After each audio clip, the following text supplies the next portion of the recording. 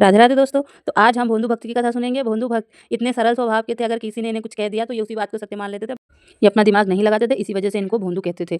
और ये उम, वृंदावन के गाँव में रहते थे और ये किसी एक आश्रम में रहते थे, जहाँ पर गुरु अपने शिष्यों के साथ में बैठकर कथा करते थे, जिसमें भोंदू भी सबसे पीछे बैठ के कथा सुनता था। बाकी जो गुरुजी जो भी बताते थे ना, वो बाकी सारे शिष्य तो सुनने के लिए सुन लेते थे, लेकिन भोंदू जो उस बात को सत्य मानता था। तो एक प्रसंग ऐसा आया कि गुरुजी ने बताया कि भांडेर वन में आज भी जो हमारे ठाकुर जी है, वो गैया चराने जाते। तो भोंदू का जो कान है वो खड़ा हो गया, क्योंकि भोंदू ने बोला, ये तो मैं वहाँ जाता हूँ भांडेर वन में डेली गाय चराने, पर वो मुझे तो नहीं मिलते।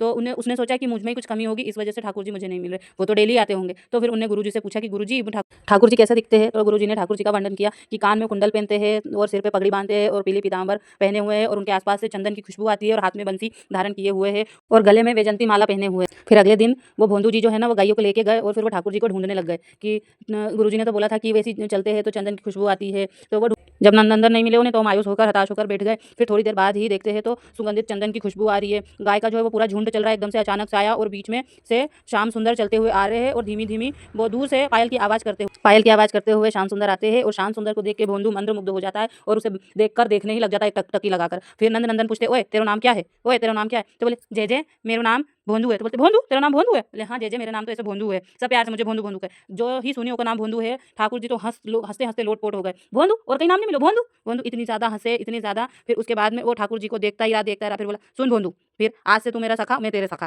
ठीक है। फिर दोनों ऐसे ही नित्य लीला करते रहे भोंदू के साथ। फिर भोंदू डेली आता था भांडेर वन में, और कान्हा जी भी आते थे, वो ठाकुर जी। और भोंदू खाने की चीज लाता था ना, जो रोटी और वो गुड़, तो वो ठाकुर जी पूरा खा जाते थे। बोले, मुझे और भूख लग रही है और दे। फिर उसको देते थे। आप बोले, जय जय फिर मैं क्या खाऊंगा। तो आधी रोटी में से भी पूरा नंदन 2 रोटी तो खा जाते थे। जय जय जैसी कृपा आपने इस भोंदू पे करी, वैसी कृपा हम पे भी करो। जय जय हम पे भी करो, जय जय ऐसी कृपा हमारे साथ भी ऐसी लीला करो, जय जय।